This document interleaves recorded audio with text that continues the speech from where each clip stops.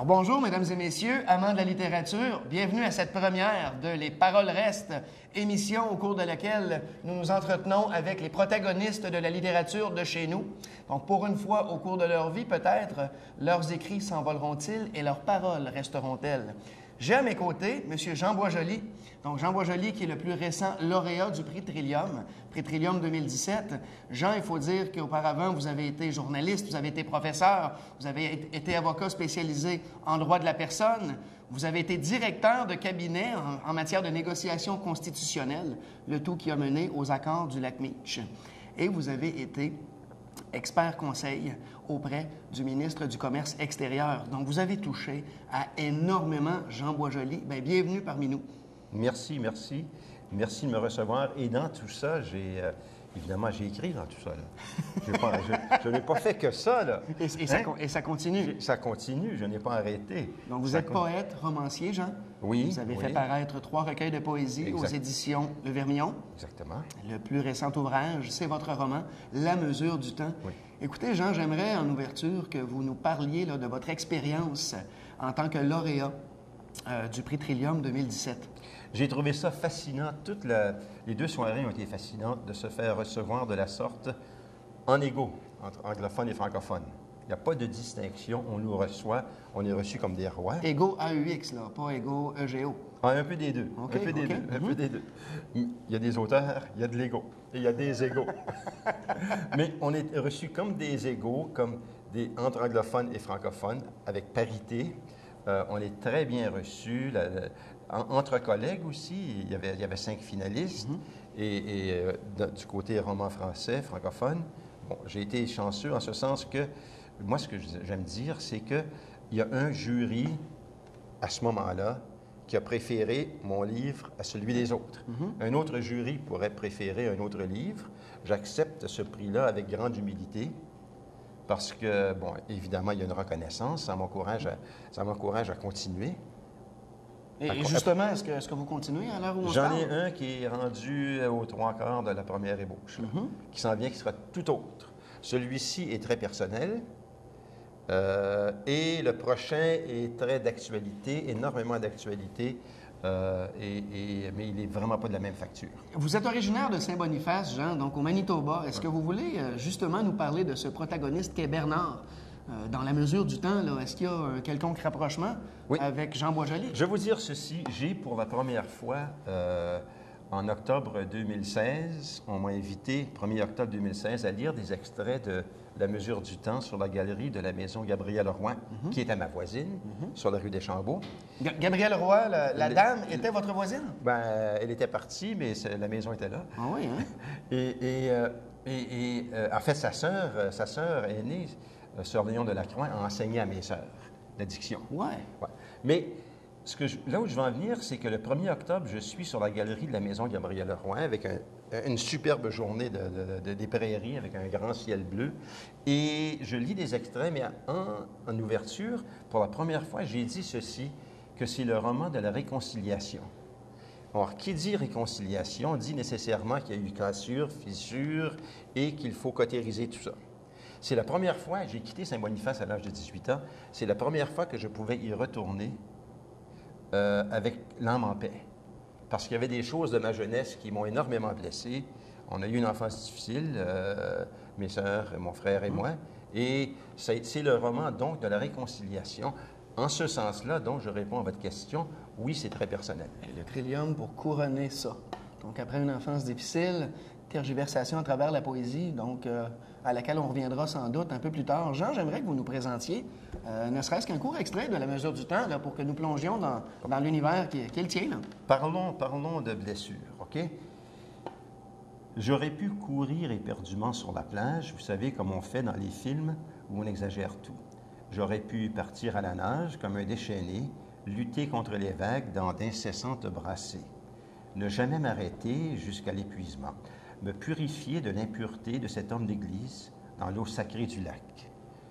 J'aurais pu crier haut et fort mon angoisse jusqu'à ce que ma petite voix frêle éteigne les étoiles, vociférer, frapper le sol des 2 mains, donner de violents coups de pied aux arbres, fiévreusement arracher les branches, ensuite les lancer au loin pour que le lac les engloutisse dans ses profondeurs les plus noires. Ou encore, j'aurais pu me plonger la tête dans le sable. Est-ce que ce n'est pas ce qu'on fait pour se purifier? Ce n'est pas ce à quoi les autres s'attendent dans de telles circonstances? Qu'on fasse quelque chose de dramatique, un coup d'éclat? Mais ce sont plutôt mes illusions que j'ai enfouies sous la surface. Merci. Jean, écoute, on en a du dramatique pour toi. On en a des coups d'éclat pour toi parce qu'on est maintenant au deuxième segment de l'émission. Le fond de tiroir. Le fond de tiroir. Premièrement, j'ai besoin de ton consentement. Est-ce que tu es vraiment sûr de vouloir participer à ça avec moi, là? On va voir. Oui, OK. Je te décris brièvement. Je te laisse me guider. Oh, c'est peut-être à tort, mais bon. Il y a 3 tiroirs, Jean, c'est pas compliqué. Il y a le tiroir de la tête, il y a le tiroir des sens, il y a le tiroir du cœur. Pour chacun des 3 tiroirs, il y a 6 questions qui sont en ordre de profondeur. Inutile de te dire que si j'étais toi, je commencerais peut-être par les questions qui sont plus en surface. Donc, on numérote les questions de 1 à 6. Toutefois, libre à toi. Si tu te sens brave, notamment dans le domaine des sens, et que tu veux commencer avec la question 4 ou la question 5, tu y vas. Donc, tu n'as pas à suivre l'ordre. Okay. Allons-y avec les sens. Avec les Parce sens. que j'ai dit justement que c'était le roman de la réconciliation. Donc, il s'agit de sens. Parfait. La question 1. Question Oui, on commence en surface. La source d'inspiration tirée de votre quotidien, qui est la plus prégnante, quelle est-elle? C'est de me lever tous les jours, en fait. La chance, quand je me lève le matin, je me dis, bon Dieu, je suis chanceux de m'être levé ce matin. C'est la nature, c'est mes enfants. J'ai 2 grandes filles qui sont des jeunes adultes. J'ai une petite fille qui a 2 ans et demi. C'est ça vraiment ma source d'inspiration sur le plan sensoriel. Très bien. Donc, tiroir de la tête, tiroir des sens, tiroir du cœur. Prochaine question.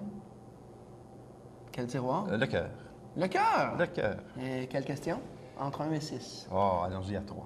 Oh oui, question 3.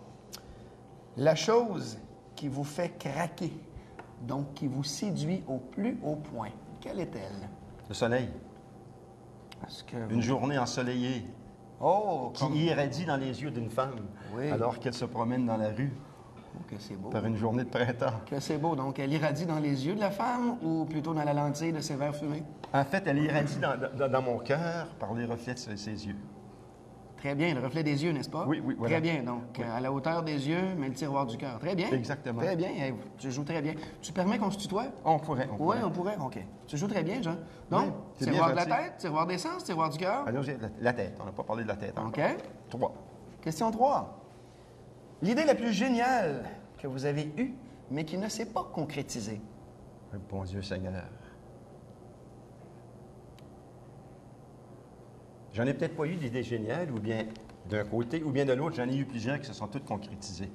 Alors, c'est assez difficile à répondre. OK. Est-ce qu'on pourrait vous aider peut-être quelque peu? Je peux te donner un petit... Essaye de m'aider. Un petit coup de pouce, OK? Essaye, oui, vas-y. Éloigne-toi de l'écriture un petit peu. Oui. OK? Donc, on ne parle pas d'inspiration nécessairement pour l'écriture Tout à fait. dans les sphères professionnelles là, Oui. dans lesquelles tu as évolué. Oui. Donc, idée géniale, je présume qu'en matière de commerce extérieur, en matière de négociation constitutionnelle, tu devais être appelé à pondre des idées. Oui. Sûrement qu'à travers ça, il y a des idées qui ne se sont pas concrétisées. Ben oui, je veux dire, dans Mitch, on aurait bien voulu que ça marche, puis ça n'a pas fonctionné. C'est comme, on en parle aujourd'hui comme de l'échec. Maintenant, bon, est-ce que c'est un échec? Est-ce que c'était mieux? Est-ce qu'il est préférable que ça ne se produise pas ou que ça ne se soit pas produit? Ça, c'est une autre question. Mais effectivement, ça a été, on en parle encore depuis 1988 comme étant l'échec. Alors, disons que c'est assez dramatique. Écoute, tu viens d'ouvrir le tiroir un peu plus grand que ce à quoi je m'attendais, moi. OK. Donc, je me permets une petite balle courbe ici. Oui. Selon toi, Jean Boisjoli, est-ce que c'est un échec, Mitch? Non.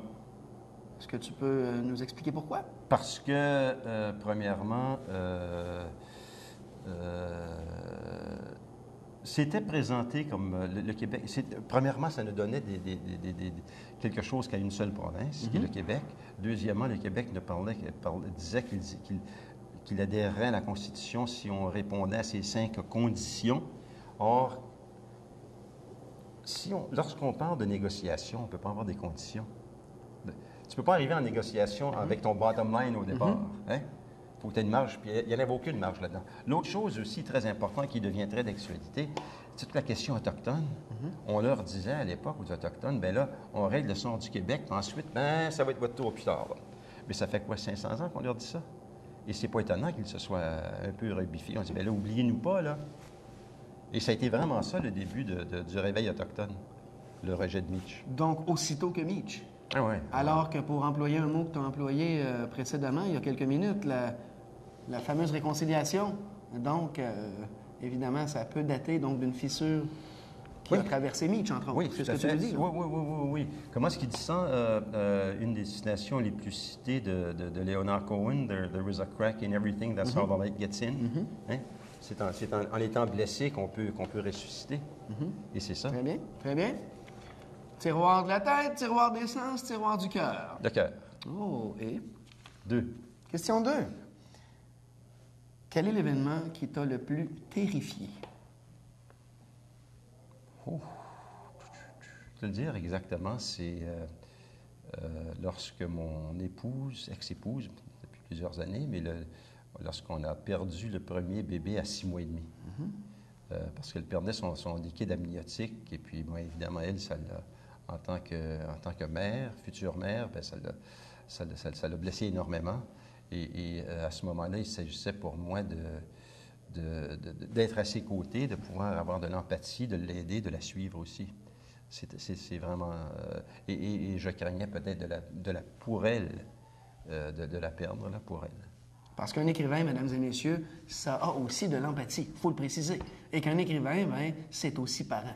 Bien, c'est qu'un écrivain doit, je pense, pour être complet, avoir de l'empathie. On tire de l'inspiration, de l'empathie, pas juste de la tête, pas juste des mots. Les mots, et c'est peut-être parce que je viens de la poésie que j'écris, que je revois des mots. Je suis très fastidieux, là. Je pense qu'il y a 27 versions de ce truc-là, du roman, parce qu'en poésie, on le sait, tu as écrit beaucoup, Éric, c'est que tu reviens sur les mots, puis moi, il y a des mots là, sur lesquels j'ai trébuché une phrase pendant une semaine.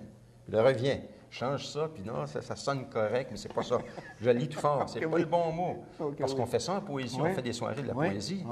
Et comme le texte que je viens de lire tout à l'heure en ouverture, je l'ai repris souvent, là. Pas juste à cause des redondances, parce que c'est pas le mot. Là. Et est-ce que tu te le lisais à voix haute à ce moment-là? Absolument. Oui, absolument. Oh, absolument. Une semaine durant? Tu as trébuché une semaine durant, c'est dur ses genoux, ça? Mais je me suis pas agenouillé. OK, tu t'es pas agenouillé. Prochaine question, Jean. Oui. Lequel des 3 tiroirs? On a dit l'essence. Hein? Allons-y avec l'essence. L'essence? Oui. 4e. 4e.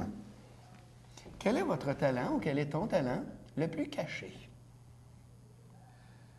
En supposant que j'ai beaucoup de talent, ce qui reste à déterminer. Oui, supposons-le. Ben oui. Supposons-le. Oui. Je pense que je suis et ça ne paraît pas toujours, je peux être diplomate, c'est-à-dire... Ça paraît, ben oui. Diplomatique et diplomate. Et être capable d'écouter les autres, ce qui ne veut pas dire d'être une lavette, de se faire écraser, mais quand même d'écouter. J'ai appris ça à la longue, j'ai appris ça de mon père, d'écouter. Mon père était machiniste, il avait une 8e année faible parce qu'il était le deuxième de 8 enfants, donc il a dû quitter l'école à l'âge de 12 ans pour aider à nourrir les autres, mais c'était un homme calme qui nous a montré qu'il faut écouter. Et ce sens-là de l'écoute, Jean, une autre belle courbe, là, à quel point est-ce que ça nourrit l'écriture, qu'elle soit en poésie ou qu'elle soit en roman, cette écriture-là? Je pense que chaque auteur a le sens de prédilection. Bien, il faut nécessairement écouter. Oui. Je conçois difficilement un auteur qui n'écoute pas. Est-ce que tu reproduis plusieurs sons? Des sons, oui, dans l'autobus, dans les cafés. Je pense que j'ai 12 bureaux à Ottawa, là, les cafés. Oui. Puis là, j'écoute. C'est bien dit, ça, 12 bureaux. Oui, parce que j'ai tous mes cafés, là, puis je m'installe. Puis j'en ai un à Chelsea, un à Wakefield, les autres à Ottawa. Oui. Puis tu te promènes en plus, là. Oui. Et puis est-ce qu'on te connaît un temps soit peu, là, chacun de ces cafés ou à chacun de ces bureaux-là? On finit par me voir, là, oui.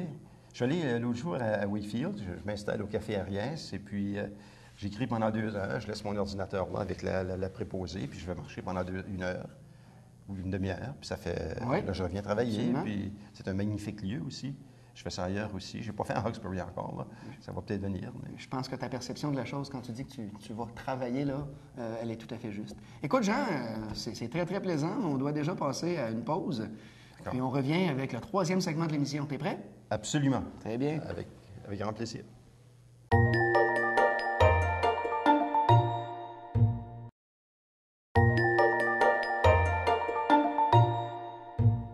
Bonjour, mesdames et messieurs, amants de la littérature, nous sommes de retour. Jean Boisjoli à mes côtés. Jean, 3e segment de l'émission. C'est le segment le 10 heures de belle aventure. C'est vraiment pas compliqué. J'ai 54 cartes. Chacune des cartes correspond à une question à laquelle tu dois obligatoirement répondre. Encore une fois, est-ce que tu acceptes de te prêter au jeu? Oui. Oui. Oui. Est-ce que tu veux m'aider, en toute honnêteté, à brasser les cartes? Rigoureuse, oui. Tu m'aider sans lire? Sans lire? Non, sans lire la face cachée de la carte, je peux pas s'il vous aller plaît. comme ça, là, ça Non, tu me marche. regardes. Je te regarde. Tu me regardes, Ben là, OK. je vais tout échapper, là. Non, c'est très bien, mais je vais faire ça seul à ce moment-là. C'est pas que je te fais pas confiance, Jean, c'est que... Hein, il faut pas se tromper. Et tu tires au hasard, Jean Boisjoli. Une carte. Oui, une carte à la fois. Je peux la lire? Non, tu me la rends. Oh, je m'excuse. Tu me la je rends. m'excuse. Oh, c'est le 8 de trèfle, Jean. Est-ce que tu es pour ou contre la littérature traduite, Jean Boisjoli? Absolument. Parce qu'il faut absolument communiquer. Absolument quoi? Absolument pour? Absolument pour, parce qu'il faut absolument communiquer. On ne peut pas rester dans un vase clos, surtout dans un monde qui a des tentacules, dans lequel les barrières se sont effondrées. Oui, je veux dire, j'aimerais que mon roman soit traduit dans le plus de langues possible. Absolument. Excellente réponse. On peut pas, je ne peux pas concevoir qu'on soit contre. Excellente réponse. J'aurais plus de travail. Vas-y, Jean. Prochaine carte. Sais-tu quoi? Tu peux la regarder. Tu peux la regarder, je peux, oui. Tu la lises? Non, je veux la lire par contre. Tu vois, c'est le 5 de trèfle, Oui. n'est-ce pas? Aimes-tu quand un livre se termine sans qu'on réponde à toutes les questions? Oui. Ça dépend du livre. Ça dépend beaucoup du livre. Dans le mien, Bernard voit son passé. Il retourne à Montréal. On ne sait pas exactement. Il s'est repenti, mais on ne sait pas exactement quelles leçons il en a tirées. On connaît les leçons, mais on ne sait pas la suite de ce qu'il va faire, de sa réflexion. Donc, c'est mieux comme ça se portait mieux. Ça se prêtait mieux au sujet. Est-ce que l'auteur, à ce moment-là, ne peut pas être accusé de ne pas daigner faire finir son livre? Non, parce que justement, le sujet s'y prêtait. Ça aurait été trop facile qu'il trouve la réponse. OK. Ça aurait été trop convenu qu'on ait une réponse, là. Et en tant que lecteur, Jean, tu es de cet avis-là aussi. Hein? Quand tu me dis ça dépend du livre, ça dépend Ben, du c'est contexte. comme tu le sais, c'est que... Je ne sais rien, Jean, je suis l'animateur seulement. Ça paraît. On a souvent plusieurs finales qui nous jouent dans la tête. Et dans ce cas-ci, j'ai vérifié, j'ai cherché, est-ce qu'il va mourir à la fin? Ça ne marchait pas. Est-ce qu'il va revenir à Saint-Boniface? Ça ne marchait pas. Alors, j'ai décidé qu'on laissait ça en suspens. Et c'était mieux comme ça. Et ça n'appelle pas nécessairement une suite au roman. Ça n'appelle pas une suite au roman et ça permet au lecteur de réfléchir aussi. Et c'est pas mauvais de faire réfléchir les lecteurs. Absolument pas. En tout Il ne sérieux. faut pas tout donner au lecteur, il ne faut pas tout le nourrir comme un bébé au pablum. Je suis d'accord. Le lecteur actif. OK, on enchaîne. Regarde. Hein? Vas-y, Jean. Là, je suis mélangé. À cœur joie. D'accord. Je peux lire? T'es mélangé, oui, tu peux la regarder. C'est le valet de trèfle, t'es d'accord? Oui. Très bien, tu me la rends, merci. Que signifie pour toi un valet de trèfle? Pas grand-chose. Ah non! T'as pas de C'est valet une dans carte. ta vie? T'as pas... Non, j'ai pas de valet. Sérieusement. C'est une carte qu'on vient de tirer qui représente un très bon jeu pour soutirer des questions aux auteurs. As-tu déjà joué au Euchre, Jean? Non. Au jeu d'Euchre, c'est une très belle carte au 500, Jean, tu as déjà joué? Oui, mais ça fait longtemps. OK. Regarde, OK. J'avais des cheveux quand j'ai joué à cette époque-là. Ça fait longtemps. Et s'il y avait un valet ou une valette, Jean? Ah, une valette, c'est dans différent, ta ça. vie? C'est différent, ça, une valette. Oui, j'en ai, oui. Oui, une valette dans ta vie. Ça, c'est important. C'est l'essence de la vie. Et est-ce que tu joues les valets, toi, parfois, auprès de Oui, ta valette qui deviendrait reine? absolument, il faut absolument. Absolument. Ben oui, ça, c'est quelque chose qui se joue à deux, ça. OK, donc Oui. je suis content, tu vois. Et le Oui. trèfle en plus. Le N'est-ce pas, trèfle, le symbole on de peut jouer défense? oui, on peut s'étendre dans le trèfle, puis se piquer. Très bien, très bien. Ben, je vais te laisser répondre. Avec la dame de cœur. Ah, voilà! À condition de trouver la bonne.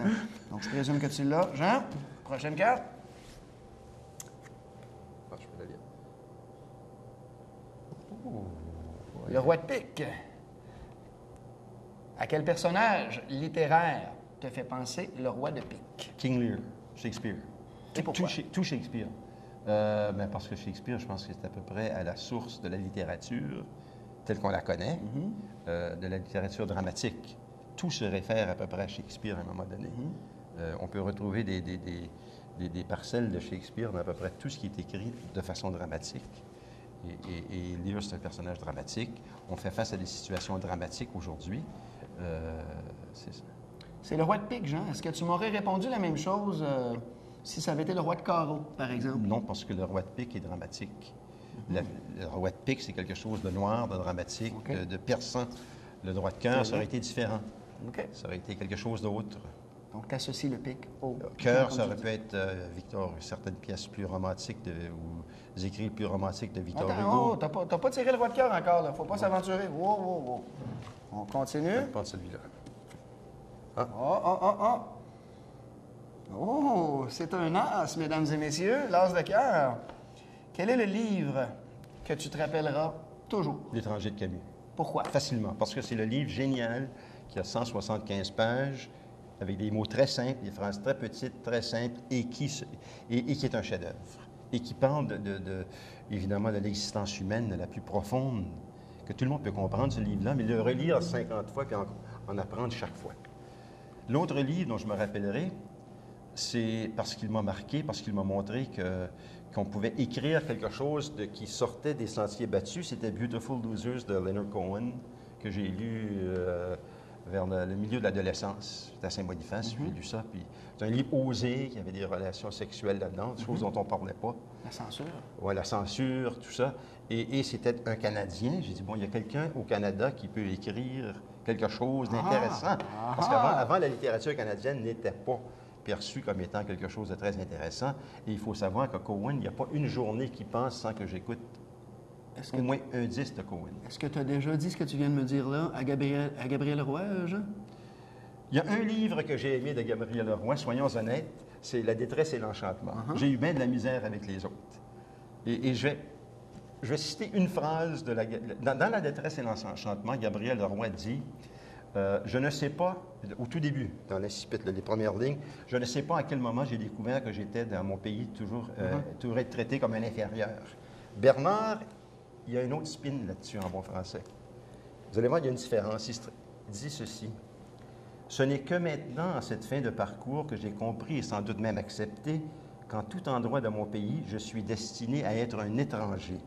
Même si on ne m'a jamais traité en inférieur, je demeure un citoyen sans domicile fixe. Je n'ai toujours été que celui qui passe, celui qui lève l'ancre pour toujours partir à la recherche de nouvelles terres de rêve. Aucun espace, ni la petite rue des Chambeaux du bout du monde, ni ailleurs, à l'est ou à l'ouest, n'a pu véritablement être ma patrie. Plutôt que de me sentir partout chez moi, comme je l'ai longtemps souhaité et sans doute même cru, je ne m'y suis retrouvé dans aucun recoin. Alors, Gabriel Roy, on revient à Gabriel Roy. La différence entre elles, c'est qu'elle se sentait inférieure. La détresse, elle l'a écrit en 1976. Ouais. Donc, je pense qu'il y a peut-être une influence péquiste là-dedans. C'est l'année de l'élection du PQ. Ouais. Bon. Bernard, ça c'est très autobiographique. J'ai vécu dans Saint-Boniface, Montréal, Ottawa, Edmonton, Toronto, Ottawa. Je me sens nulle part chez moi, mais partout. À cause de ça, je suis partout chez moi. On s'entend? Donc, c'est difficile de jeter l'encre. Oui, mais je suis partout chez moi. Je peux plus facilement... Je suis ici très bien. Ottawa, c'est chez moi. Mes filles sont là. Mais je pourrais vivre à Seattle demain matin. Tu pourrais vivre à Rockland et dans Prescott et Russell aussi. Absolument, absolument. Avec plaisir, d'ailleurs. Avec grand plaisir. C'est vraiment intéressant, Jean, là, et ça se profile ainsi. Là. Ce sont les cartes. Le 10 heures de Belle Aventure. Il y a allusion à un étranger. Tu me parles du roman L'étranger de Camus auparavant. Et ma foi, le livre était ouvert à la page dont tu viens de lire un extrait, si je ne me trompe pas. Oui, par hasard. Quel hasard. Le 10 heures. On continue, Jean. Encore? Il ne faut pas laisser tomber cette belle étoile-là. OK. Ah, ben c'est ça. Ouais. C'est clair. Le roi de carreau. Ouais. Ah, Hein, le on hasard. en parlait, hein? Le personnage d'une histoire quelconque qui t'a le plus marqué. Ben, c'est Meursault, de l'étranger. Oui. Le Meursault, l'étranger, qui est nulle part chez lui. Meursault qui n'est jamais chez lui. Et d'ailleurs, Bernard en parle, je ne vais pas le citer, là, mais il parle en fait, c'est la protagoniste, la narratrice, qui dit je pense que vous avez toujours été pas mal comme Meursault, là, où l'étranger, celui en retrait, celui qui s'implique pas trop. La neutralité? La neutralité, neutralité imposée malgré lui, peut-être. Parce que même dans l'étranger, on sent qu'il n'est pas. Il n'a pas choisi. C'est la vie. La vie nous impose des choix. On ne choisit pas dans la vie. On sent qu'il se refoule dans un état second aussi, donc il y a une espèce d'étourdissement ou de désintéressement, mais en tout cas, on ne s'étirera pas dans l'étranger. Il faut demeurer avec Jean Boisjoli. OK. On va prendre celle-là. Oui. Là, tu me mélanges. Là, Ça tourne, hein? Ça tourne? Oh, Seigneur. Le 3 de cœur, Seigneur. Oh, la lettre que tu aimes le plus au Scrabble. Bien, probablement le W, parce que ça donne beaucoup de points là, quand on peut la placer. OK. Si on peut placer wagon ou appétit, des choses comme ça, Ouais. c'est très mercantile. Là. On compte, là. Puis c'est ça. J'ai hâte de jouer au Scrabble avec toi. OK? Le W, hein? Oui. OK. Le Z aussi, vos. Z n'est pas petits pire, points. mais ça se joue, ça place facilement. Là. Écoute, Penser. après l'émission, là, Tu veux? on projette quelque chose, toi et moi. Il faut se rencontrer pour Absolument. un Scrabble. Un Scrabble. OK? Encore? Continue. Oh. Sorti ça du tordeur. Je pense pas que je peux le dire en nom de celui-là. Non? Oh! Ton mot slang. Jargon favori. Slang, n'est-ce pas? Ce n'est pas profane et blasphème. Slang. Quel est-il? Monsieur de Saint-Boniface? Oui, Peut-être? mais nous, on parlait très bien à Saint-Boniface. Oui? Oui, avec les jésuites, puis les religieuses et sœur Marie de la Croix qui nous frappait sur les doigts avec la règle, le côté en métal, là, parce qu'on parlait mal. Jean Boisjoli, Saint-Boniface, Montréal, Ottawa, Edmonton, Toronto, Ottawa. Un mot slang, s'il te plaît, à travers toutes ces pérégrinations-là. Ciboire. Oh! On ne répétera pas, donc c'est apparenté à cibole, comme on le dit si bien chez moi. Écoute, Jean Boisjoli, ça met un terme Comme à les l'émission. écrivains, d'ailleurs. Oui, comme les écrivains, comme son cousin Jean Boisjoli. Ce fut un plaisir, mon ami. Mais moi aussi, mon Il faut ami. se reprendre. Oui, monsieur. Donc, Jean Boisjoli, évidemment, à lire La mesure du temps. Je te remercie énormément de t'être prêté au jeu, d'autant plus que c'est une première pour Les Paroles restent. Bien, moi, j'aimerais te remercier et toute l'équipe qui sont ici, tous les gens qui sont ici, vraiment. Vous faites un excellent travail. Bien, merci beaucoup. Merci, puis on va se revoir, notamment pour le Scrabble. Absolument. Merci, Jean. À la prochaine. Merci.